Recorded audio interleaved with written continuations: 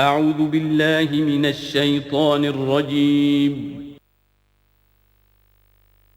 بسم الله الرحمن الرحيم.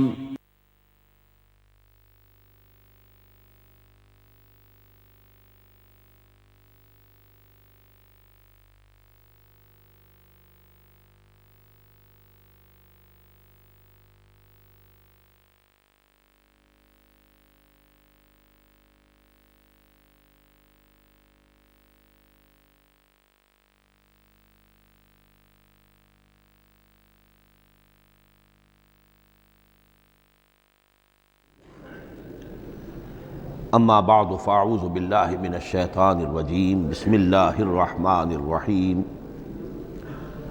حامیم والکتاب المبین انا جعلناہ قرآنا عربیا لعلکم تعقلون وقال تبارک وتعالی کما ورد فی سورۃ یوسف علیہ السلام الف لام را تلک آیات الکتاب المبین انا انزلناہ قرآنا عربیا لعلکم تعقلون وقال عز وجل کما ورد فی سورۃ الزمر قرآنا عربیا غیر ذی عوج وقال جل وعلا کما ورد فی اول سورۃ الکہف الحمد للہ الذی انزل علی عبدہ الکتاب ولم یجعل لہ عوجا صدق اللہ العظیم رب اشرح لی صدری ویسر لی امری واحلل عقدۃ من لسانی یفقہوا قولی۔ تعارف قرآن کے ضمن میں جو مباحث پہلی نشست میں مکمل ہو چکے ہیں اس میں ایک کمی رہ گئی تھی، اس کو پورا کر لیجئے۔ قرآن مجید کی 2 آیات کے بارے میں یہ روایت موجود ہے صحیح مسلم میں حضرت عبداللہ ابن مسعود رضی اللہ تعالی عنہ سے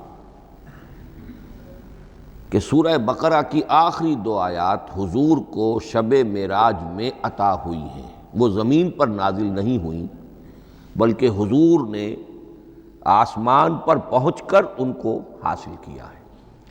یہ امت کے لیے شب معراج کے تحفے کے طور پر یہ 2 آیتیں آمن الرسول بما انزل الیہ من ربہ والمؤمنون کل آمن باللہ وملائکتہ وکتبہ ورسلہ لا نفرق بین احد من رسلہ وقالوا سمعنا واطعنا غفرانک ربنا والیک المصیر۔ پھر آخری آیت جس میں طویل ترین دعا ہے۔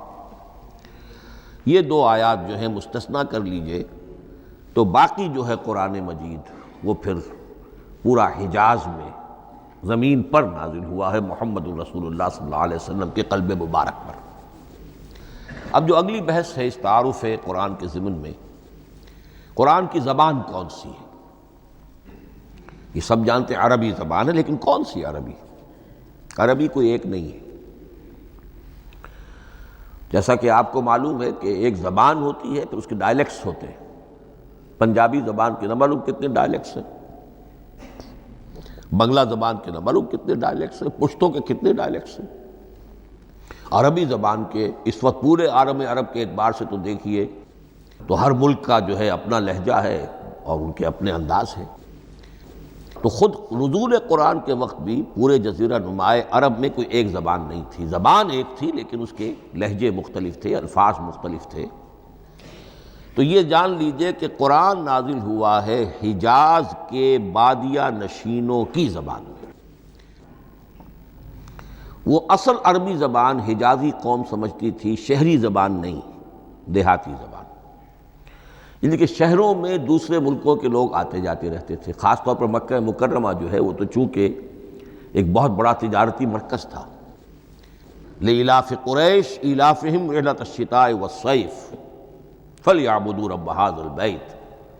ان کے قافلے جاتے تھے، آتے تھے، دوسرے تاجر بھی آتے تھے، تو ظاہر بات ہے کہ شہروں کے اندر تو پھر زبان جو ہے وہ مکسڈ ہو جاتی ہے، خالص نہیں رہتی۔ یہی وجہ ہے کہ قریش کے جو شریف گھرانے تھے، اونچے گھرانے تھے، وہ اپنے بچوں کو صحرا میں بھیج دیتے تھے کہ ان کی پرورش وہاں ہو، وہاں وہ خالص عربی زبان سیکھیں، ان کی زبان جو ہے پولیوٹڈ نہ ہو۔ تو بادیہ نشین حجاز کے، نجد کے نہیں، حجاز کے بادیہ نشین، ان کی زبان میں قرآن نازل ہوا ہے۔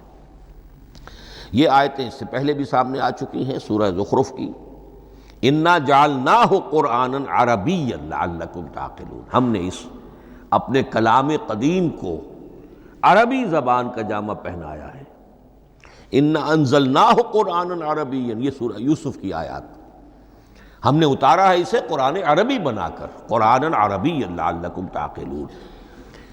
سورہ زمر میں قرآنًا عربیًّا غیر ذی عوج، یہ عربی مبین میں ہے، صاف ستھری دھلی ہوئی عربی زبان جس میں کہیں کوئی ٹیڑھ نہیں ہے، کوئی ایچ پیچ نہیں ہے۔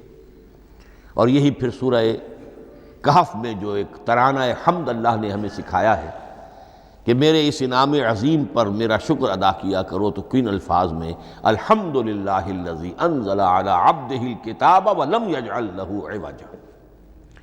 تو یہ عربی مبین جو ہے اگرچہ اصلاً ہے بادیہ نشین حجاز کے، البتہ یہ کہ عرب کے دوسرے قبائل کے بھی ان کی زبانوں کے بعض الفاظ اس میں آئے ہیں۔ اس سے آگے بڑھ کر یہ کہ بعض معرب الفاظ بھی ہیں، ہندی زبان کا کوئی لفظ اس نے عربی کا جامہ پہن لیا، فارسی زبان کا کوئی لفظ اس نے عربی کا جامہ پہن، وہ بھی قرآن میں بعض ہیں، استثناءات ہیں یہ، جیسے سنگ گل، یہ فارسی زبان کا لفظ ہے، سنگ گل، وہ سجیل بن کر قرآن مجید میں آ گیا ہے، حجارۃ من سجیل، یہ جو الم تر کیف فعل ربک باصحاب الفیل سورہ فیل میں ہے، سنگ گل کا سجیل بنا۔ اس طرح کے کچھ اور الفاظ بھی ہیں، لیکن یہ سمجھیے کہ ایکسیپشنز پروو دی رول، یہ استثناءات ہیں، قاعدہ اپنی جگہ پر قائم رہے گا کہ یہ حجاز کے بدوؤں بادیہ نشینوں کی جو زبان تھی اس میں قرآن نازل ہوا ہے۔ اس قرآن کے بارے میں، اس کی زبان کے بارے میں جو چند پہلو سامنے رہنے چاہیے، فصاحت اور بلاغت کی معراج، یہ میں بعد میں قرآن کے وجوہ اعجاز پر جب بحث کروں گا کہ یہ کس کس اعتبار سے معجزہ ہے، تو وہاں زیادہ تفصیل سے یہ بات آئے گی کہ عربی زبان کی فصاحت اور بلاغت کی معراج ہے۔ آپ کو معلوم ہے کہ آج بھی دنیا میں یہودی بھی ہیں جن کی مادری زبان عربی ہے، عیسائی بے شمار ہیں جن کی مادری زبان عربی ہے، ان کے ہاں بھی عربی ادب کی چوٹی کی کتاب جو پڑھائی جاتی ہے وہ قرآن ہے، یہ انہیں ماننا پڑتا ہے کہ عربی ادب کی جو آخری کتاب ہے، چوٹی کی کتاب ہے، وہ یہی ہے۔ یہودی بھی پڑھائیں گے، جیسے آپ انگریزی زبان پڑھنی ہے، سمجھنی ہے، تو شیکسپیئر کے بغیر آپ کیسے سمجھیں گے؟ اب وہ تو ایک سٹینڈرڈ ہے۔ اسی طریقے سے یوں سمجھیے کہ عربی زبان عربی ہونے کے اعتبار سے کلام اللہ ہونا اس پر ان کا ایمان نہیں ہے، لیکن یہ کہ عربی زبان کے اعتبار سے اس کی فصاحت اور بلاغت کا لوہا وہ مانتے ہیں۔ پھر اس میں ایک خاص ملکوتی غنا ہے، ڈیوائن میوزک، صوتی آہنگ ہے، عذوبت ہے، مٹھاس ہے۔ لاہور میں ایک صاحب ہیں جو پروفیسر ہیں فونیٹکس کے پنجاب یونیورسٹی میں، وہ کہتے ہیں میں ثابت کر سکتا ہوں کہ جتنے بھی آج دنیا میں اصول ہیں صوتی، یہ خود اپنی جگہ ایک بہت بڑی سائنس ہے، اس کے اعتبار سے میں ثابت کر سکتا ہوں کہ بلند ترین موسیقی قرآن مجید میں ہے، ملکوتی غنا۔ اسی لیے قرآن مجید کو اچھی سے اچھی آواز میں پڑھنے کی تاکید آئی ہے، زینوا القرآن باصواتکم، قرآن کو اپنی آوازوں سے مزین کرو۔ اسی طریقے سے من لم یتغن بالقرآن فلیس منا، جو قرآن مجید کو اچھی سے اچھے طریقے پر پڑھنے کی کوشش نہیں کرتا وہ ہم میں سے نہیں ہے۔ اسی طرح کے واقعات بھی ہوئے ہیں۔ حضرت ابو موسیٰ اشعری رضی اللہ تعالی عنہ، وہ بہت خوش الحان تھے، تو ایک روز حضور سفر رات کے وقت کہیں گشت پر تھے، جا رہے تھے ان کے مکان کے قریب سے، تو وہ اس وقت رات کی نماز میں قرآن پڑھ رہے تھے، تو حضور وہاں کافی دیر تک کھڑے ہو کر سنتے رہے۔ ظاہر بات ہے کہ اس وقت کے مکان کیا ہوتے تھے، ایک ایک حجرہ ہوتا تھا، یہ کوئی کئی کنال کی کوٹھیاں تو نہیں ہوتی تھی کہ کیا پتہ چلے ان کے اندر کیا ہو رہا ہے۔ وہ تو حضرت ابو بکر کے مکان کے پاس سے گزرتے تھے تو ان کی تلاوت سنتے تھے، حضرت عمر کے مکان کے قریب سے گزرے ان کی تلاوت سنی، حضرت عمر بلند آواز میں پڑھتے تھے، حضرت ابو بکر بڑی پست آواز میں پڑھتے تھے۔ حضور نے پوچھا کہ تم ایسا کیوں کرتے ہو؟ حضرت عمر نے کہا میں اس لیے کرتا ہوں، زور سے پڑھتا ہوں کہ شیطان بھاگ جائے۔ حضرت ابوبکر نے عرض کیا کہ میں اس لیے پڑھتا ہوں کہ جس کو میں سنا رہا ہوں وہ سنتا ہے، اس کو بلند آواز کی ضرورت نہیں۔ حضور نے کہا کہ ابوبکر تم ذرا اونچی کر لو آواز، اور عمر تم ذرا پست کر لو، ایوریج میں لے آؤ۔ تو بہرحال یہ معاملہ حضور کا صحابہ کے ساتھ ہوتا تھا۔ تو ابو موسیٰ اشعری رضی اللہ تعالی عنہ کی جب قرأت آپ نے سنی تو اگلے روز جب ملاقات ہوئی فجر میں تو آپ نے تحسین فرمائی ان الفاظ میں، یا ابا موسیٰ انک قد اوتیت مزمارا من مزامیر آل داود، اے ابو موسیٰ تمہیں تو اللہ نے آل داود کے سازوں میں سے ایک ساز عطا کیا ہے، یعنی حضرت داود کے گلے میں جو ساز تھا، خوش الحانی تھی، ان کی آواز نہایت خوبصورت تھی۔ تو اسی طریقے سے اب وہاں کوئی مزمار سے مراد وہ نہیں ہے آلات موسیقی نہیں، گلے میں جو اللہ تعالیٰ نے رکھا ہے۔ تو انک قد اوتیت مزمارا من مزامیر آل داود۔ ایک آخری بات یہ نوٹ کیجئے کہ قرآن مجید کا عظیم ترین احسان ہے عربی زبان پر۔ یہ یوں سمجھیے کہ ایک ستون کی طرح اس زبان کو ٹھہرا دیا ہے، اس کو سٹیبل کیا ہے قرآن مجید۔ آج بھی پوری دنیا میں جسے عرب کہتے ہیں فصیح زبان، لغہ فصحی، وہ ایک ہے، وہ قرآن ہی کی ہے۔ زبانیں بدلتی رہتی ہیں۔ اردو 300 سال پہلے کی دکن میں جب شروع ہوئی، وہ آج آپ پڑھ بھی نہیں سکیں گے وہ کیا اردو تھی ولی دکنی کی۔ پھر وہ کیا اس نے روپ بدلے ہیں، اب وہ اردو کس شکل میں ہے، فارسی کن کن شکلوں میں رہی ہے، مختلف انگریزی کتنی شکلیں بدل گئی ہیں، لیکن عربی قائم ہے۔ اس کے لیے جیسے کہ قرآن مجید میں آتا ہے کہ ہم نے پہاڑ زمین میں گاڑ دیے اس کو سٹیبلائز کرنے کے لیے، ان تمید بکم، تمہیں لے کر زمین ایک طرف کو جھک نہ جائے۔ تو جس طرح یہ پہاڑ جو ہیں سٹیبلائزنگ ایفیکٹ رکھتے ہیں اس زمین کے لیے، اسی طریقے سے قرآن سٹیبلائزر ہے عربی زبان کا۔ اس کے اندر جو ایک ٹھہراؤ اور جماؤ پیدا کیا ہے، یہ قرآن مجید کا احسان عظیم ہے۔ تعارف قرآن کے ضمن میں اگلی گفتگو، قرآن کے اسماء و صفات۔ عربوں کا ایک خاص ذوق تھا، اور ظاہر بات ہے کہ اللہ تعالیٰ نے جب قرآن نازل کیا ہے تو عربوں کے ذوق کو بھی مد نظر رکھا ہے۔ ان کا ذوق کیا تھا؟ جس چیز سے انہیں محبت ہوتی تھی اس کے وہ بہت سے نام رکھتے تھے۔ گھوڑے کے لیے ہزاروں لفظ مل جائیں گے آپ کو، شیر کے لیے 5000 الفاظ مل جائیں، تلوار کے لیے 5000 الفاظ مل جائیں، یعنی اس شے کی جو بھی صفت ہے اس صفت کے اعتبار سے ایک نام، کوئی اور صفت ہے اس صفت کے ایک اور نام۔ تو وہ صفاتی نام، اب جیسا کہ آپ کو معلوم ہے اللہ کے 99 نام صفاتی تو ہے نا، اللہ کی ایک صفت دوسری صفت، اسی کے اعتبار سے اس کے نام ہیں۔ قرآن مجید کے اسماء علامہ جلال الدین سیوطی رحمۃ اللہ علیہ نے 55 شمار کیے، لیکن وہ بھی مکمل نہیں ہے لسٹ، اس لیے کہ اس میں ایک اہم نام برہان یہ شامل نہیں ہے۔ ان میں سے جو اہم اسماء ہے میں آپ کو سنا دیتا۔ القرآن، جس پر گفتگو بعد میں ہوگی، اس لیے کہ سب سے زیادہ ایک رائے یہ ہے کہ یہ تو اس میں جامد ہے، اس میں علم ہے قرآن کے لیے، پراپر ناؤن ہے۔ الکتاب، الذکر، الہدیٰ، النور، الفرقان، کلام اللہ، الوحی، روحا من امرنا۔ پھر اس کی صفات کے اعتبار سے الکریم، الحکیم، العظیم، المجید، المبین، رحمہ، العلی، بصائر، بشرا، بشیر، نذیر، عزیز، قرآن عزیز، بلاغ، بیان، احسن القصص، احسن الحدیث، موعظہ، شفاء، مبارک، مہیمن، قیم، مثانیہ، متشابہ۔ یہ میں نے آپ کو 23 نام بتائے ہیں، لیکن یہ کہ علامہ جلال الدین سیوطی نے 55 گنوائے۔ لیکن جو بحث دلچسپ ہے وہ یہ ہے کہ جو اس کے لیے لفظ القرآن ہے، اس کے معنی کیا ہیں اور یہ کس مصدر سے، کس مادے سے یہ لفظ بنا ہے؟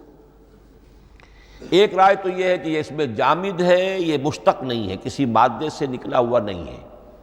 اور یہ بھی آپ نوٹ کر لیجئے، اللہ کے اسماء میں سے بھی ایک نام کو سمجھا جاتا ہے، وہ مشتق نہیں ہے، اس میں جامد ہے، اس میں علم ہے، اور وہ ہے اللہ۔ باقی سارے نام صفاتی ہیں، ایک نام، اس لیے اس میں ذات کہتے ہیں، اس کو اس میں ذات۔ لیکن یہ رائے متفق علیہ نہیں ہے، یہ کچھ لوگوں کی رائے ہے۔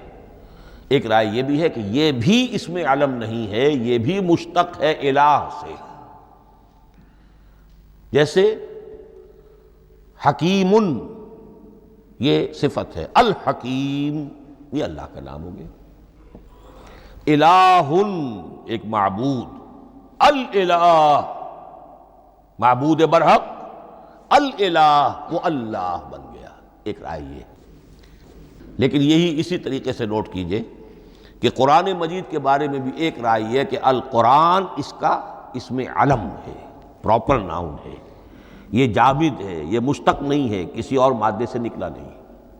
لیکن جو اکثریت کی رائے ہے، جس پر تقریباً اجماع ہے، وہ یہ ہے کہ نہیں، یہ اس میں جامد نہیں، اس میں مشتق ہے۔ لیکن پھر دو رائے ہیں کہ مادہ کیا ہے۔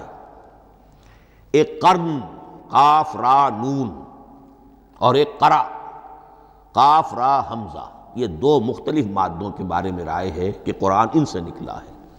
قرن کہتے ہیں کسی چیز کا قریب ہو جانا، جڑ جانا، مل جانا۔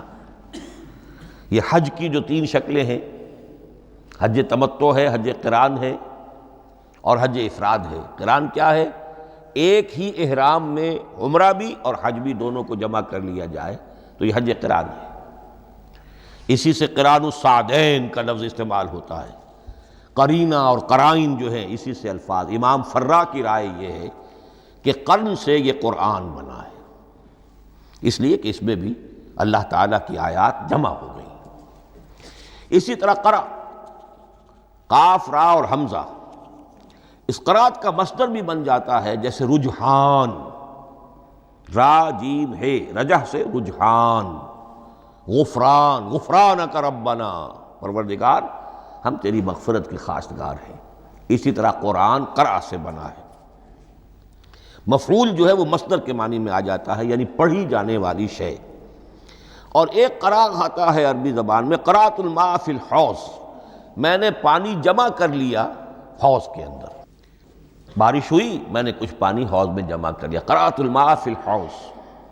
اسی سے قریہ کا لفظ بنا، قریہ بستی کو کہتے ہیں جہاں لوگ جمع ہو کر رہتے ہیں، قریہ۔ تو اس معنی میں یہ قرآن جو ہے یہ جمع ہے اللہ تعالیٰ کی اسماء صفات اور اللہ کی ذات جو ہے اور اس کی آیات کا جامع ہے۔ یہ ہے لفظ قرآن کی بحث۔ اگلی بحث اور بڑی اہم ہے اور دلچسپ ہے، قرآن کا اسلوب کلام کس کیٹیگری میں فال کرتا ہے؟ قرآن کیا ہے؟ ایک شے کی تو سختی سے نفی کی اللہ نے، یہ شعر نہیں ہے۔ وَمَا عَلَّمْنَاهُ الشِّعْرَ وَمَا يَنبَغِي لَهُ، سورہ یاسین۔ ہم نے شعر تو انہیں سکھایا ہی نہیں، محمد الرسول اللہ کو صلی اللہ علیہ وسلم، اور وہ شعر ان کے شایان شان بھی نہیں۔ شاعروں کے بارے میں سورہ شعراء میں چونکہ بالعموم شاعروں کے بارے میں جو بات کہی گئی ہے، وَالشُّعَرَاءُ يَتَّبِعُهُمُ الْغَاوُونَ أَلَمْ تَرَ أَنَّهُمْ فِي كُلِّ وَادٍ يَهِيمُونَ إِنَّهُمْ يَقُولُونَ مَا لَا يَفْعَلُونَ إِلَّا الَّذِينَ آمَنُوا۔ استثناء تو ہے کہ اچھے لوگ بھی ہوتے ہیں، لیکن اکثر و بیشتر شعراء کا معاملہ یہی ہے، ان کی پیروی کرتے ہیں وہی لوگ کہ جو حد سے گزرنے والے ہوتے ہیں، لاابالیانہ انداز والے لوگ، غیر سنجیدہ لوگ پیروی کرتے ہیں۔ خود وہ بھی زمین و آسمان کے قلابے ملاتے ہیں، کبھی ادھر کی بات کبھی ادھر کی بات۔ اور تیسری بات یہ کہ عام طور پر جو کہتے ہیں وہ کرتے نہیں ہیں، انہم یقولون ما لا یفعلون۔ تو یہ شعر کی تو نفی کی گئی ہے۔ قرآن مجید جیسا کہ میں نے آپ کو سنایا تھا سورہ حاقہ کی آیات، انہ لقول رسول کریم وما ہوا بقول شاعر، یہ شاعر کا کلام نہیں۔ البتہ ایک بات نوٹ کیجئے، جسے آزاد شاعری، آزاد نظم کہا جاتا ہے، وہ میرا گمان یہ ہے، میں نے چونکہ ان چیزوں کا کوئی تحقیقی مطالعہ نہیں کیا ہے، کہ شاید وہ ہے ہی قرآن سے ماخوذ آزاد شاعری۔ اس میں وزن نہیں ہوتا، ردم ہوتا ہے۔ آزاد شاعری کے اندر ایک ردم ہوتا ہے، وزن نہیں ہے، ایک مصرع اتنا سا، ایک بڑا لمبا چوڑا، لیکن ردم رہے گا۔ یہ جو آزاد شاعری، بلینک ورس جس کو آپ کہتے ہیں، میرا گمان یہ ہے کہ شاید دنیا میں اس کا رواج قرآن کے بعد ہی ہوا ہو، اور قرآن مجید ہی کی نقالی میں یہ صنف جو ہے ادب کی وہ ایجاد کی گئی ہو۔ واللہ عالم، میں یہ بات دعوے سے نہیں کہہ سکتا، گمان ہے میرا۔ البتہ یہ کہ اب اس سے آگے چلیے، شعر نہیں ہے، نثر ہے، لیکن نثر کے اعتبار سے بھی کون سی کیٹیگری میں آئے گی؟ کیا یہ کتاب عام معنی میں جسے ہم کتاب کہتے ہیں وہ کتاب ہے؟ ایک تو وہ بات تھی نا جو اقبال کے حوالے سے میں نے آپ سے کہی، کتابیں نیست چیزیں دیگر است، اس وقت وہ بات نہیں میں کہہ رہا۔ عام کتابوں سے اس کا فرق کیا ہے؟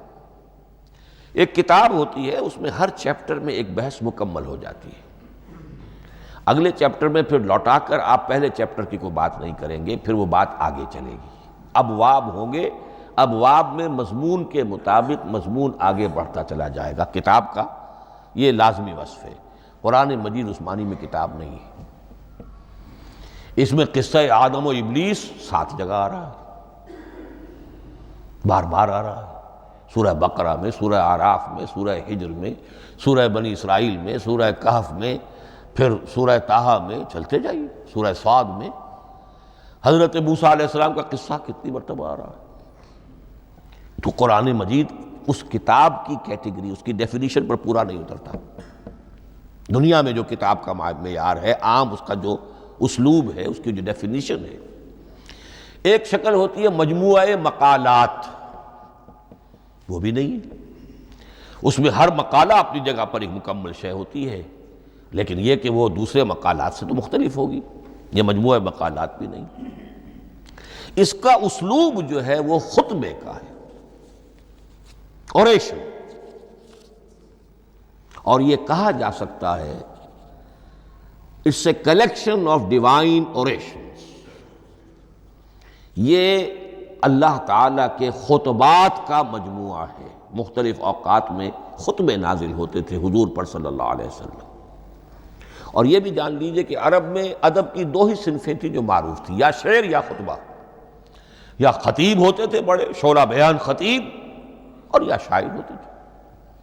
تو یہ جب شعر کے اسلوب پر نہیں تھا تو خطابت کا اسلوب ہے جو اللہ نے اختیار فرمایا، اور ہر موقع پر، ہر مرحلے پر جو خطبہ اس وقت کے حالات کی مناسبت سے نازل ہوا وہ ایک صورت ہے۔ تو یہ ہے کلیکشن آف ڈیوائن اوریشنز، یہ اللہ تعالیٰ کے مجموعہ خطبات الہیہ اسے کہا جا سکتا ہے، لیکن اس سے جو چند نتیجے نکلتے ہیں وہ نوٹ کرنے ضروری ہیں۔ خطبے میں مخاطب اور مخاطب کے مابین ایک ریپور ضروری ہے۔ اگر کوئی مصنف بیٹا کتاب لکھ رہا ہے، اس کے سامنے کوئی سامع نہیں ہوتے، وہ تو اپنی مگن میں جو بھی خیال ہے اپنے دل میں وہ لکھ رہا ہے۔ خطبے میں سامنے ہوتے، اگر ان کے درمیان رپورٹ نہ رہے، ہم آہنگی نہ رہے، تو پھر وہ خطبہ غیر مؤثر ہو جائے گا۔ لوگ جو ہیں ان کو اونگ آنے لگے گی، وہ متوجہ ہی نہیں رہیں گے۔ تو ایک رپورٹ مخاطب اور مخاطب ان کے درمیان۔ دوسرے یہ کہ خطبہ کا ایک وصف لازمی یہ ہوتا ہے کہ ایک واقعاتی پس منظر ہوتا ہے پیچھے موجود۔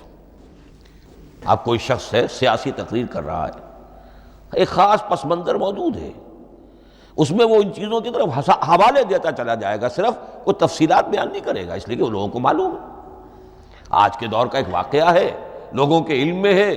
لیکن کتاب میں آپ لکھیں گے تو پھر وہ پورا واقعہ بھی بیان کرنا پڑے گا آپ کو کہ یہ کب ہوا، کیسے ہوا، جس کا میں حوالہ دے رہا ہوں۔ لیکن خطبے کے اندر پس منظر جو ہے وہ موجود ہے، اور اس کے حوالے سے صرف جو اشارات اس کی طرف ہو جائیں گے۔ نمبر 3 یہ ہے کہ خطبے میں تحویل خطاب بہت ہوتا ہے۔ تحویل خطاب سے کیا مراد ہے؟ ابھی خطیب آپ سے بات کر رہا ہے، آپ سے مخاطب ہے، اور کسی وقت وہ فلاں کو جو یہاں موجود بھی نہیں ہے وہ نواز شریف صاحب کو خطاب کرنا شروع کر دے گا. بھائی نواز شریف تو یہاں نہیں ہے، لیکن خطاب انداز وہ تو تقریر مقرر ہے، سیاسی تقریر کر رہا ہے، نواز شریف کو چیلنج کر رہا ہے. نواز شریف یہ کر دو گے تو ہم یہ کر دیں گے، اور نواز شریف یہ تم غلط کر رہے ہو، یا بے نظیر تمہارا یہ معاملہ. ہاں بے نظیر تو وہاں موجود نہیں. صدر ایوب صاحب کو جو بھی گالیاں دی جاتی تھی تقریروں کے اندر، وہ خود تو وہاں موجود نہیں ہوتے تھے. تو اس میں تحویل خطاب نوٹ کرنا پڑتا ہے. ابھی کس سے بات ہو رہی تھی، ابھی کس سے بات ہو رہی تھی. قرآن مجید میں آپ دیکھیں گے ایک آیت میں حضور سے خطاب ہے، اگلی آیت میں کفار سے خطاب ہے، اس سے اگلی آیت میں اہل ایمان سے خطاب ہے. تو تحویل خطاب جو ہوتا ہے اس کے حوالے سے نوٹ کرنا پڑتا ہے کہ اس وقت اس آیت کا جو رخ ہے کدھر ہے، اس میں کس کو خطاب کیا جا رہا ہے. چوتھی بات یہ ہے کہ خطبے میں صرف عقل سے اپیل نہیں کی جاتی، جذبات سے بھی اپیل ہوتی ہے. اسی لیے خطابی انداز کہلاتا ہے. خطابی انداز میں لوگوں کے جذبات سے بھی اپیل کی جاتی ہے. جبکہ آپ ایک مقالہ لکھ رہے ہوں گے، اس میں جذبات کی بات نہیں آئے گی. ٹھنڈی ٹھنڈی عقلی باتیں، منطقی باتیں، دلیل صغرا کبرا جوڑیے، نتیجہ نکالیے، وہ لوگوں کے سامنے رکھیے. تصنیف ہے. لیکن خطبے کے اندر صرف عقل نہیں، جذبات سے بھی اپیل ہوتی ہے. اب یہ سارے اوصاف میں جو بیان کر رہا ہوں یہ سب قرآن مجید میں تمام و کمال بدرجہ اتم موجود ہیں. اور آخری بات یہ کہ خطبے میں، اور یہ کہ یہ چیز مشترک ہے غزل میں بھی اور قصیدے میں بھی اور خطبے میں بھی، اس کا اول و آخر بہت جامع اور مؤثر ہونا چاہیے. اسی لیے مطلع مقطع یہ خاص طور پر ہوتے ہیں نا. مقطع میں آ پڑی ہے سکون گسترانہ بات، جس غزل کا مطلع جاندار ہے اس کو آدمی پڑھے گا، اور اگر وہ مطلع پھسپھسا ہے وہ باقی نظم پڑھے گا ہی نہیں، چاہے آگے اس کے اندر بڑا عمدہ شعر بھی ہو وہ نہیں پڑھے گا. مطلع ہی جو ہے بے جان ہے، پھسپھسا ہے. پھر مقطع آخری جو شعر ہو. تو قصیدے میں بھی یہ ہے اور خطبے میں بھی یہ ہے. یہی وجہ ہے کہ قرآن مجید کی صورتوں میں اکثر و بیشتر شروع کی آیات اور آخری آیات انتہائی اہم ہوتی ہیں، بہت جامع ہوتی ہیں، جن کو کہا جاتا ہے کہ یہ سور جو ہیں ان کی ابتدائی آیات، خواتین اور پہلی آیات. اب سورہ بقرہ کی آیات شروع کی، پھر آخری جو ابھی میں نے آپ کو سنائی، یہی آل عمران کا معاملہ ہے، کس شان کے ساتھ وہ اٹھ رہی ہے. یہی سورہ حج کا ہر جگہ پر آپ دیکھیں گے ابتدائی جو ہے خطیب اگر ایسی بات، ایسا انداز اختیار کرے کہ اپنے سامعین کی توجہ کو اپنی طرف مبذول کرا لے، اگر شروع کا انداز ایسا نہیں ہے تو وہ بات آگے بڑھے گی نہیں. آخری بات یہ کہ خطبے میں ہمیشہ یہ ہوگا کہ ایک مین سپیکر جو ہے اس کی ایک بات سامنے ہے کہ میں نے یہ بات اپنے سامعین کے ذہن میں بٹھانی ہے، لیکن دائیں بائیں کی باتیں کرے گا. کوئی قصہ بھی سنائے گا، کوئی شعر پڑھے گا، کوئی اور کوئی لطیفہ بھی سنائے گا. ہمارے ہاں کے جو بہترین خطیب جو ہوتے تھے وہ احراری حضرات جو ہے بہترین خطیب ہوتے تھے. اور آپ نے سنا مولانا عطا اللہ شاہ بخاری رحمۃ اللہ علیہ، ان کی تقریریں 6 گھنٹے تک لوگ سنتے تھے. وہ کبھی رلا بھی رہے ہیں، کبھی ہنسا بھی رہے ہیں. عام آدمی تنقید بھی کرے گا کہ یہ کیا ادھر ادھر کی باتیں کر رہے ہیں، لیکن وہ پھر جب آخری تقریر ہوتی تھی تو جب تقریر ختم ہوتی تھی، جو بات وہ ذہن میں بٹھانا چاہتے تھے، دل میں اتارنا چاہتے تھے، وہ بیٹھ چکی ہوتی تھی. باقی یہ کہ ادھر ادھر کی چیزیں جو ہیں وہ آکسیلری چیزیں ہیں وہ رہتی ہیں. یہ ہیں 6 اوصاف خطبات کے، اور قرآن مجید کے اندر بھی یہ اوصاف کم و بیش موجود ہیں. قرآن کا اسلوب خطبے کا ہے. اب اگلی بحث پر آئیے، قرآن مجید کی ترکیب اور تقسیم، سنتھیسس اور ڈویژنز. اب اس میں سمجھیے کہ کلام جو ہے اللہ کا کلام ہے. کلام مرکب ہوتا ہے کلمات سے.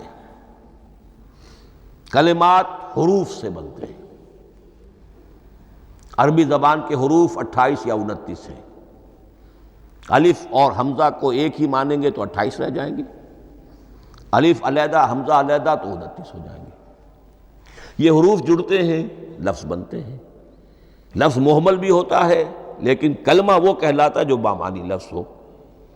پھر ان کلمات کو آپ جوڑتے ہیں، یہ مرکب توصیفی بن گیا، مرکب اضافی بن گیا، مرکب عددی بن گیا، مرکب جاری بن گیا، پھر ان مرکبات کو جوڑ کر فقرہ بنتا ہے، جملہ بنتا ہے، کلام مفید جس کو کہا جاتا ہے۔ قرآن مجید کے اعتبار سے علامہ سیوطی نے مخصوص جو قرآن کی اصطلاحات ہیں ان کے حوالے سے ایک بات کہی ہے، لیکن واقعہ یہ ہے کہ قرآن کی اصطلاحات خود اپنی ہیں، دنیا کی دوسری کسی بھی اصطلاحات پر ان کو قیاس نہیں کیا جا سکتا۔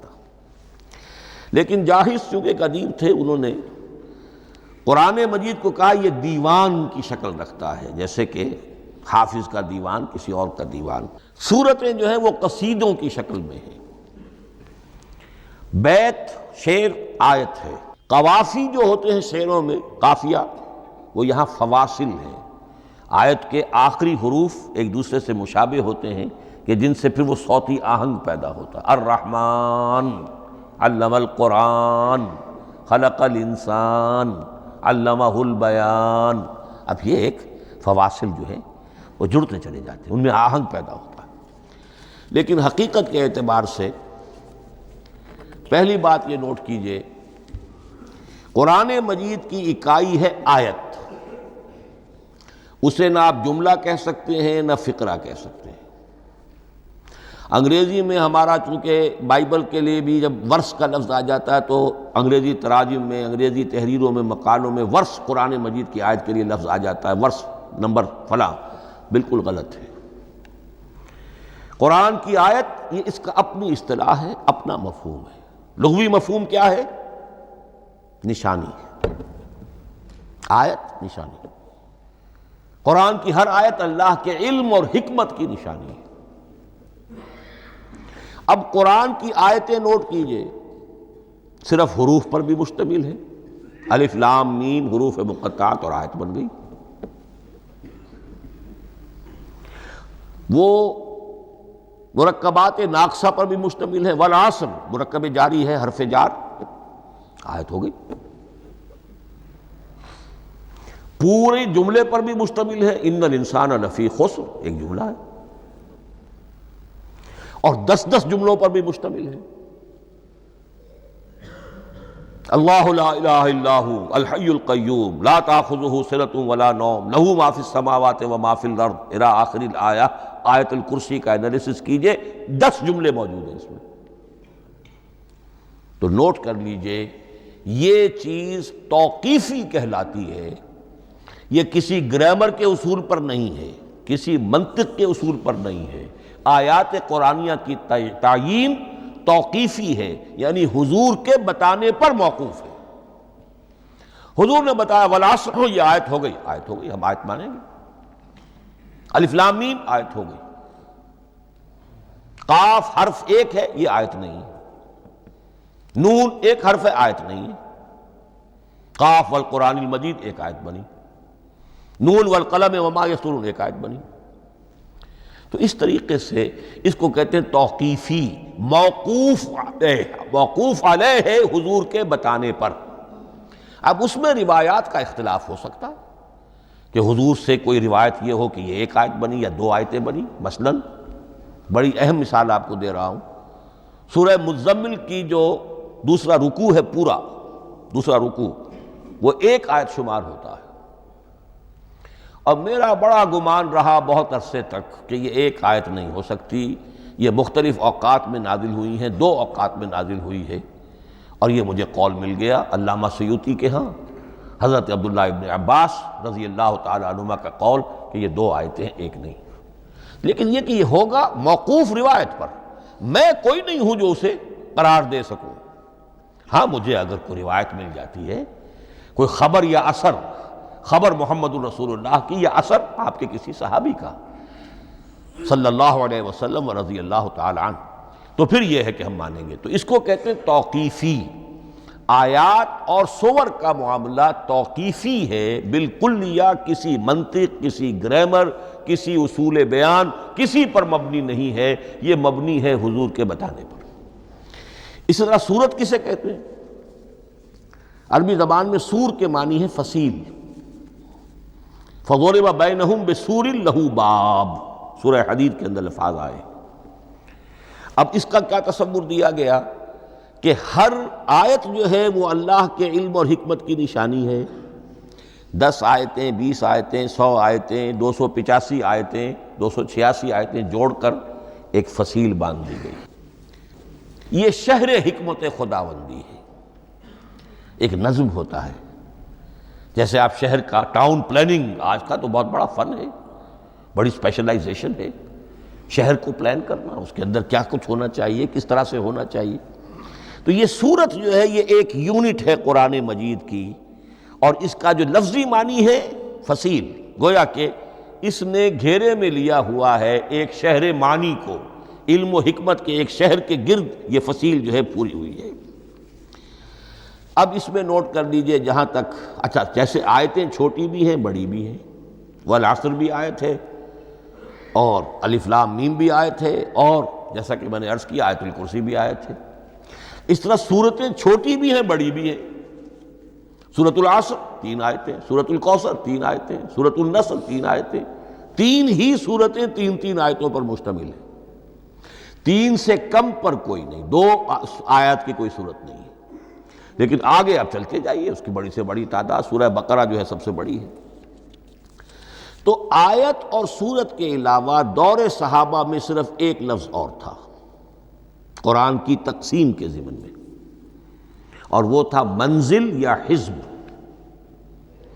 منزل یا حزب 7 منزلوں میں یا 7 احزاب میں قرآن کو تقسیم کیا گیا، تاکہ جو شخص قرآن مجید ایک ہفتے میں ختم کرنا چاہے، ہر شب میں، اکثر و بیشتر وہ لوگ رات کو ہی رات کی نماز میں قرآن پڑھتے تھے، ایک منزل پڑھ لے تو ہفتے میں پورا قرآن ختم ہو جائے گا۔ یہ حزب بھی ہے اور منزل بھی ہے، اور یہ چونکہ دور صحابہ میں تھا، یقیناً حضور نے بتایا ہوگا، اس میں آپ کو عجیب حسن نظر آئے گا۔ اس میں یہ نہیں کیا گیا کہ بالکل برابر برابر ساتھ کر دو بھائی، چاہے صورتیں ٹوٹ جائیں، صورتوں کی فصیل کوئی نہیں ٹوٹتی، اس میں صورتیں مکمل جو کہ تو آئیں گی۔ اور پھر یہ کہ عجیب بات ہے کہ سورہ فاتحہ کو اگر ایک طرف رکھ دیں، وہ قرآن کے دیباچے کی حیثیت رکھتی ہے۔ تو پہلی منزل میں 3 صورتیں، دوسری میں 5 صورتیں، تیسری میں 7، چوتھی میں 9، پانچویں میں 11، چھٹی میں 13، اور 7ویں میں 65۔ یہ ہے کہ جو ان صورتوں کی ایک بڑی، جیسے کہ ایک سیڑھی چڑھ رہی ہے، اور تقریباً مساوی ہو جاتے ہیں، کوئی 4.25 پارے ہے، کوئی 4.5 پارے ہے، کوئی 4.25 پارے، اس طریقے سے ہے، تقریباً مساوی۔ لیکن آرٹیفیشل ایکویلٹی پیدا کرنے کے لیے، مصنوعی مساوات پیدا کرنے کے لیے صورتوں کی فصیلوں کو نہیں توڑا گیا۔ اس سے آگے چل کر جو پاروں کی تقسیم ہے وہ بہت بعد کی بات ہے، 30 پارے، اور اس میں آپ کو یہ ساری قباحتیں نظر آئیں گی۔ اس میں صورتوں کی فصیلیں توڑی گئی ہیں۔ سورہ ہجر ایک آیت ادھر ہے، باقی ساری صورت جو ہے اگلے پارے میں، فصیلیں توڑ دی گئی۔ معلوم ہوتا ہے کسی شخص کے پاس جو قرآن تھا مصحف، اس نے صفحے گنے، 7 سے 30 سے تقسیم کیا، اور برابر صفحوں کے اندر وہ پارے بنا دیے۔ لیکن بہرحال دور صحابہ میں پاروں کا کوئی ذکر نہیں تھا، یہ بات کی بات ہے۔ دور صحابہ میں آیت، سورت اور حزب۔ اسی طریقے سے طویل سورتوں کو جو رکوعوں میں تقسیم کیا گیا، یہ بھی بات کی بات ہے۔ لیکن یہ جو تقسیم کیا گیا ہے سورتوں کو رکوعوں کی شکل میں، 35 صورتیں تو قرآن کی ایسی ہیں چھوٹی ہیں جو ایک ایک ہی رکوع پر مشتمل ہے۔ آخری پارے کی 37 صورتیں ہیں، پہلی 2 کی جو 2 رکوع ہے، باقی سب کی سب جو ہے وہ ایک ایک رکوع شمار ہوتا ہے۔ لیکن رکوع کیوں کیے گئے؟ لمبی صورتوں میں سے اگر کچھ حصہ پڑھنا ہے نماز میں، سورہ بقرہ پوری تو نہیں پڑھ سکتے آپ ایک رکعت کے اندر، تو اس کا وہ حصہ پڑھا جائے جس میں ایک مضمون پورا ہو جائے، مضمون نہ ٹوٹے، تاکہ وہاں پر رکوع کرے آدمی کہ جہاں پر کہ وہ مضمون ایک اعتبار سے مکمل ہو گیا۔ تو رکوع سے رکعت ہے، رکوع ہے، اس رکعت کے اندر ایک حصہ اتنا پڑھا جائے تاکہ مضمون جو ہے وہ خوبصورت رہے اور اس کا سلسلہ برقرار رہے۔ یہ تقسیم بھی اگرچہ بہت ہی ایک بدنام شخص ہے ہماری تاریخ کا، حجاج ابن یوسف، یہ اس کی ہوئی تقسیم ہے، یا اس نے کرائی ہے، بہرحال اس کی طرف منسوب ہے۔ اور یہ بات ماننی پڑتی ہے کہ بڑے گہرے غور و فکر سے تقسیم کی گئی ہے، الل ٹپ نہیں ہے، بلکہ اس کے لیے واقعتاً غور کر کے جہاں وہ مضمون ختم ہوتا ہے، کہیں کہیں آپ اختلاف کر سکتے ہیں اور آپ کو حق حاصل ہے، اس لیے کہ یہ چیزیں توقیفی نہیں ہیں، یہ حضور کی بتائی ہوئی نہیں ہے، نہ رکوعوں کی تقسیم۔ اب سعودی عرب میں جو قرآن مجید چھپ رہے ہیں ان میں حزب ہو گئے ہیں، یعنی ہر پارے کو پارے برقرار رکھ کر 8 حزب بنا دیے انہوں نے، 4 حزب بنا دیے اور پھر نصف حزب کر کے 8 حصے کر دیے۔ تو یہ چیزیں جو ہمارے ہاں رکوع تو پاروں سے ادھر ادھر ہو جاتے ہیں، پارا بدل گیا رکوع وہی چل رہا ہے، اس لیے کہ رکوع میں مضمون کو پیش نظر رکھا گیا ہے، جبکہ پارے میں مضمون کو نہیں سامنے رکھا گیا۔ تو رکوع کا معاملہ جو ہے چاہے وہ حجاج ابن یوسف ہی نے کیا ہے، لیکن یہ کہ بہرحال وہ بہت صحیح ہے، اکثر و بیشتر، کہیں کہیں آپ اس سے اختلاف کر سکتے ہیں۔ تو یہ تو اس کا ہم نے آپ کے سامنے رکھا سنتھیسس۔ اب اگلا موضوع ہے ترتیب و تدوین کیسے ہوئی۔ ان علینا جمعہ و قرآنہ، ہمارے ذمے ہے اس کو جمع بھی کرنا اور پڑھوانا بھی، اور پڑھوانے میں ترتیب آ جائے گی لازماً۔ لیکن یہ کہ ایک بات تو اس میں بالکل متفق علیہ ہے جس میں کسی شک و شبے کی گنجائش نہیں، قرآن کی ترتیب نزولی اور تھی، ترتیب مصحف اور ہے۔ ترتیب مصحف میں سورہ فاتحہ کے بعد سورہ بقرہ ہے، سورہ بقرہ نازل ہوئی ہے مدنی دور میں جا کر، پھر سورہ آل عمران ہے وہ بھی مدنی ہے، سورہ نساء ہے وہ مدنی ہے، سورہ مائدہ ہے وہ مدنی، پھر آئی ہے سورہ انفال اور سورہ توبہ۔ یہ سورہ انفال تو مدنی نہیں، سورہ انعام اور سورہ اعراف یہ ہے کہ جو مکیات ہیں، یہ کہ بھی مکی دور کی بھی آخری زمانے کی ہے۔ ابتدائی جو مکی صورتیں وہ سب سے آخری حصے میں ہیں، 29واں پارہ اور 30واں پارہ۔ تو ترتیب نزولی اور تھی، ترتیب مصحف اور ہے، اس میں تو کسی شک و شبے کی گنجائش نہیں۔ لیکن ہمارے ہاں اہل تشیع نے اس چیز کو بہت اچھالا ہے۔ ان میں سے بعض گروہ ایسے ہیں جن کا کہنا یہ ہے کہ اصل قرآن جو ہے وہ ترتیب نزولی کے مطابق تھا، یہ ترتیب تو عثمان نے کر دی رضی اللہ تعالی عنہ۔ حضرت علی کے پاس اصل قرآن جو ترتیب نزولی کے مطابق تھا موجود تھا، اور اب بھی ان کے خیال میں جو ان کے امام غائب جو ہیں چھپے ہوئے ہیں غار میں، تو ان کے پاس وہ نسخہ اصل حضرت علی والا موجود ہے، اور جب وہ ظاہر ہوں گے تو اصل قرآن لے کر آئیں گے۔ یہ سارے شیعوں کا قول نہیں ہے، لیکن یہ کہ ان میں بہت سے لوگ ہیں کہ جو ان باتوں کو مانتے ہیں۔ جہاں تک اس بات کا تعلق ہے کہ حضرت علی نے ترتیب نزولی پر کوئی مصحف جمع کیا ہو، اس میں کوئی اشکال نہیں ہے، اس لیے کہ علمی طور پر یہ ایک بڑی عمدہ ایکسرسائز بنتی ہے۔ ایک زمانے میں میں بہت کوشش کرتا رہا ترتیب نزولی سے، اس لیے کہ ترتیب نزولی سے سیرت نبوی اخذ ہوتی ہے، پہلے کیا نازل ہوا، پھر کیا نازل ہوا، پھر کیا نازل ہوا۔ در حقیقت اگر آپ ترتیب نزولی سے قرآن مرتب کر دیں تو وہ سیرت النبی بن جائے گی۔ تو اس کو سمجھنے کے لیے ایک زمانے میں نے بڑی محنت کی ہے، لیکن ایک تو یہ کہ وہ یقین سے وہ باتیں ملتی نہیں ہیں، بعض روایات ہیں لیکن یہ کہ پھر بھی آپ یقین سے نہیں کہہ سکتے۔ اکثر و بیشتر قرآن مجید میں لکھا بھی ہوتا ہے، ترتیب کے موٹی موٹی چیزیں معلوم ہیں نزولی ترتیب کی، لیکن یہ ہے کہ یقین کسی بات پر نہیں۔ تو پہلی بات یہ ہے کہ ہمارے نزدیک، اہل سنت کے نزدیک، اصل جو حجت ہے دین میں وہ ترتیب مصحف ہے۔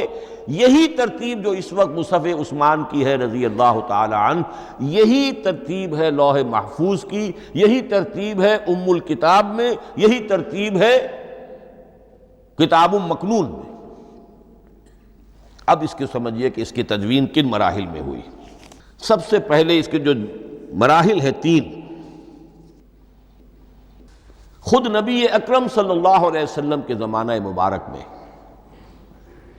جمع اور ترتیب یہ ہو گئی، لیکن کتابی شکل میں نہیں، ما بین الدفتین نہیں۔ حضور نے لوگوں کو پڑھ کر سنایا، اس ترتیب سے سنایا جس ترتیب سے یہ مصحف میں اب موجود ہے، اور ہر رمضان میں حضرت جبرائیل دورہ کرتے تھے حضور کے ساتھ، جتنا کہ قرآن اس وقت تک نازل ہو چکا ہوتا تھا، اور آخری رمضان مبارک آپ کی حیات طیبہ کا جو تھا اس میں 2 مرتبہ پورے قرآن کا دورہ ہوا۔ تو دورہ قرآن بغیر ترتیب کے تو نہیں ہو سکتا۔ تو یہ ترتیب حضور کی ہوئی ہے، توقیفی ہے، اور حضور ہی نہیں اللہ کی ہوئی ہے۔ یہی ترتیب لوح محفوظ میں، کتاب مکنون میں اور ام الکتاب میں ہے، اور یہ ترتیب حضور دے کر گئے ہیں صحابہ کرام کو۔ حفاظ تھے، کتنے حفاظ جو ہیں جنگ یمامہ میں شہید ہو گئے، تبھی تو خیال آیا کہ اس کو کتابی شکل میں بھی مرتب کیا جائے۔ لیکن کتابی شکل میں جسے کہتے ہیں دو گتوں کے درمیان ایک کتاب مجلد، اس صورت میں جہاں تک میں تحقیق کر سکا ہوں اور جہاں تک ہمارے اکثر و بیشتر لوگوں کی رائے ہے، حضور کے زمانے میں یہ اس طریقے سے مابین الدفتین، دو گتوں کے مابین ایک کتاب کی شکل میں قرآن موجود نہیں تھا۔ لوگوں کے سینوں میں محفوظ تھا، جیسے محمد الرسول اللہ کے سینے میں محفوظ تھا۔ ان علینا جمعہ، وہ جمع حضور کے سینے میں کیا اللہ نے۔ اسی طرح پھر صحابہ کرام بے شمار جو حفاظ تھے ان کے سینوں میں محفوظ تھا۔ دوسرا مرحلہ کب آیا؟ جب حضرت ابوبکر صدیق کے عہد خلافت میں جنگ یمامہ میں بہت سے حفاظ شہید ہو گئے۔ اب ایک تشویش پیدا ہوئی، ایسا نہ ہو کہ قرآن ضائع ہو جائے، لہذا اسے کتابی شکل میں مرتب کر لینا چاہیے۔ اس کے لیے پھر بہت سے صحابہ نے حضرت ابوبکر کو اپروچ کیا کہ جتنے قراء ہیں، جتنے کاتبین وحی ہیں، ان سب کو آپ جمع کیجئے اور جمع کر کے اس قرآن مجید کو ایک کتاب کی شکل میں جمع کر لیں۔ حضرت ابوبکر شروع میں بہت ریلیکٹنٹ رہے، ان کا ایک خاص مزاج تھا، اتباع رسول کا جذبہ انتہا درجے کا۔ جو کام حضور نے نہیں کیا میں کیسے کروں؟ اگر تو یہ کام واقعی کرنے کا تھا تو حضور کرتے، میں کیسے کروں؟ لیکن یہ کہ جب صورتحال بہت لوگوں کی طرف سے دباؤ پڑا کہ نہیں یہ کر لینا چاہیے، ان کے سامنے بھی حکمت آ گئی، تو پھر انہوں نے اتفاق کرتے ہوئے جتنے بھی کاتبین وحی تھے ان سب کی ایک کمیٹی بنائی اور ان کو کہا کہ اب اس قرآن کو مرتب کر کے ایک کتابی شکل دے دی جائے۔ وہ کتابی شکل حضرت ابوبکر کے دور میں ہو گئی۔ تیسرا مرحلہ کیا ہے؟ یہ کتابی شکل میں جب قرآن مجید آ گیا اور شروع میں یہ اجازت تھی کہ ہر قبیلے، ہر علاقے کے لوگ اپنے لہجے میں پڑھ لیں۔ اب پنجابی ہمارا مسلمان جو ہے وہ چاقو کو کاچو کہے گا تو وہ لکھے ہوئے کو بھی چاقو کو کاچو پڑھ کے نکلے جائے گا۔ تو مختلف لہجوں میں ہونے سے وہ ان کا جو ہے قرآن مجید بدل رہا تھا، کوئی کسی طرح پڑھ رہا ہے، کوئی کسی طرح پڑھ رہا ہے۔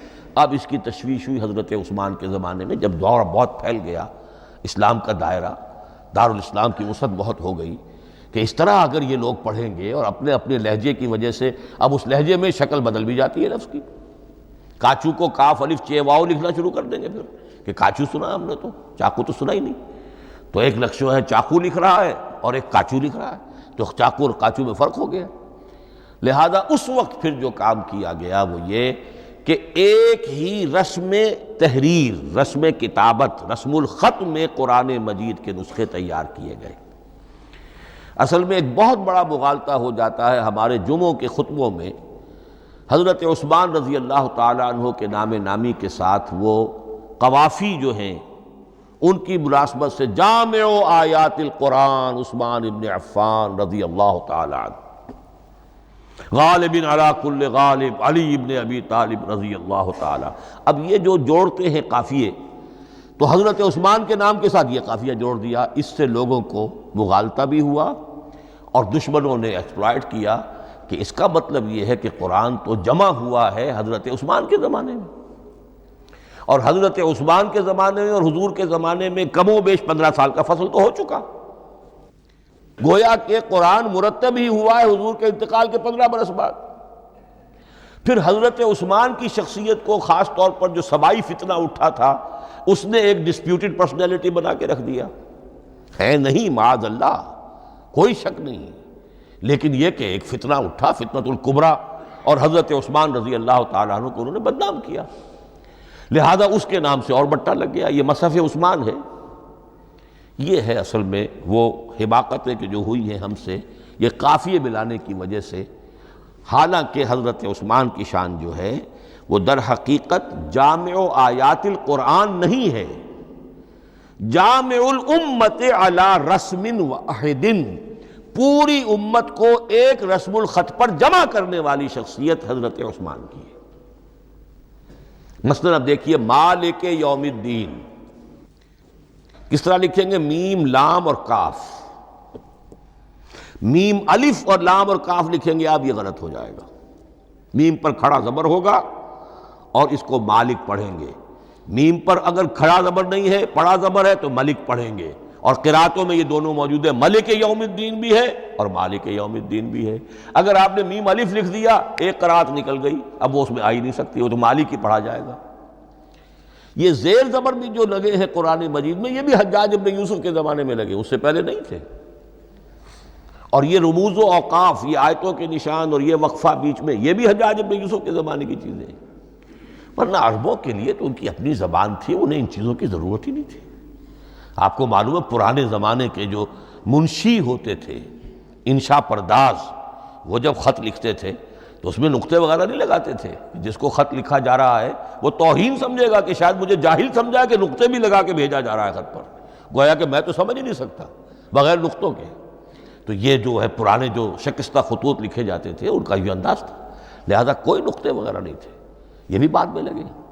تو ملک یوم الدین، مالک یوم الدین، اس کی رسم آئے گا میم لام کاف، کھڑا زبر ہے مالک یوم الدین اور ویسے پڑا زبر ہے ملک یوم الدین۔ یہ رسم الخط ہے جس پر کہ حضرت عثمان رضی اللہ تعالی عنہ نے پوری امت کو جمع کر دیا، اور اس کے نسخے تیار کرا کے، مختلف روایات میں آتا ہے 5 یا 7 نسخے تھے، ایک مدینہ منورہ میں رکھا اپنے پاس، اور اسی پر ان کے خون کے دھبے بھی ہیں، اور وہ نسخہ قرآن مجید کا اب استنبول کے اندر ہے، توپ کاپی کا جو عجائب خانہ ہے، عجائب گھر ہے، جس میں جہاں نوادرات کے ساتھ ساتھ حضور کے بھی کچھ تبرکات اور جمع ہیں، وہاں وہ نسخہ موجود ہے۔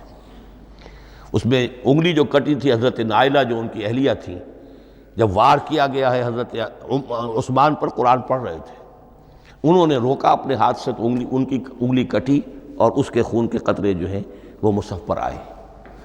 تو یہ وہ قرآن، پھر انہوں نے ایک مکہ مکرمہ میں، ایک دمشق میں، ایک کوفے میں، ایک یمن، ایک بحرین، ایک بصرہ، مختلف جگہوں پر وہ آفیشل ورشن قرآن کا صرف رسم الخط اسکرپٹ کے اعتبار سے۔ لیکن اب پھر نوٹ کر لیجئے، قرآن مرتب ہو چکا، مدون ہو چکا دور نبوی میں، لیکن کتابی شکل میں نہیں، سینوں میں محفوظ۔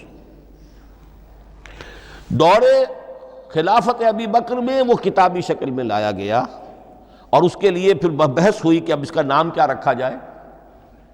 اس کے لیے کئی نام تجویز ہوئے، سفر بھی، انجیل بھی، وغیرہ وغیرہ، لیکن پھر اس کو حضرت عبداللہ ابن مسعود رضی اللہ تعالی عنہ نے اہل حبشہ سے استشہاد کرتے ہوئے مصحف نام رکھا، مصحف۔ یہ مصحف بن گیا حضرت ابو بکر کے زمانے میں، لیکن مصحف کی قرات کے جو فرق ہو رہے تھے تو وہ لکھنے کے اندر بھی فرق آنا شروع ہو گیا، اس کو دور کیا حضرت عثمان نے، اس کا آفیشل ورشن تیار کروایا، ایک رسم الخط پر پوری امت کو جمع کر دیا، باقی جو نسخے تھے انہیں آپ نے پھر ضائع کر دیا، تاکہ کوئی اور یہ نہ رہے کہ اب یہ بھی ایک تھا پرانا نسخہ نکل آیا، اس میں تو یہ لفظ اس طرح لکھا ہوا ہے۔ تو جامع الامت علی رسم واحد، ایک ہی رسم الخط پر پوری امت کو جمع کرنے والی شخصیت وہ حضرت عثمان کی ہے رضی اللہ تعالی عنہ۔ بہرحال یہ نوٹ کیجئے کہ یہ مرحلہ بھی حضرت عثمان کے زمانے میں، تو یوں سمجھیے کہ حضرت عثمان کا پورا عہد بھی آپ جوڑ لیں تو آپ کی جو شہادت ہے وہ تقریباً یوں سمجھیے کہ حضور کے انتقال کے وہ 25 برس بعد ہے، گویا ربع صدی کے اندر اندر حضور کے انتقال کے بعد، چوتھائی صدی کے اندر اندر سارے مراحل طے ہو گئے۔ یہی وجہ ہے میں نے شروع میں آپ کو بتایا تھا کہ پوری دنیا یہ مانتی ہے کہ آج جو قرآن مسلمانوں کے پاس ہے، یہ ہے وہی جو محمد عربی صلی اللہ علیہ وسلم نے اپنی امت کو دیا تھا۔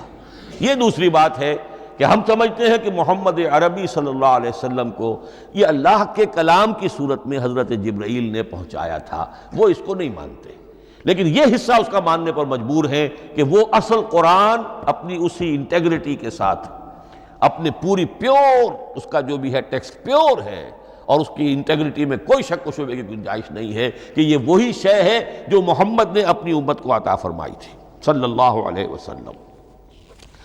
ایک آخری بات، چل میرے پاس 3 منٹ ہیں، یہ جو میں نے آپ کو ترتیب بتائی تھی قرآن کی، آیتیں، سورتیں، پھر حزب، اب اس میں ایک شے نوٹ کر لیجئے۔ آیت اللہ تعالیٰ کے علم و حکمت کا ایک نمونہ ہے۔ آیتوں کو جوڑ کر جب سورت بنائی تو آیتوں کے اندر جو ربط ہے، اس ربط آیات سے ایک اور معنی، ایک اور حکمت کا دروازہ کھلتا ہے۔ جیسے موتی ہے، ہر موتی بڑا خوبصورت ہے، لیکن جس ترتیب سے آپ نے پرویا، اس کو دھاگے میں ہار بنایا، اس ترتیب سے اس کا حسن دوبالا ہو جائے گا۔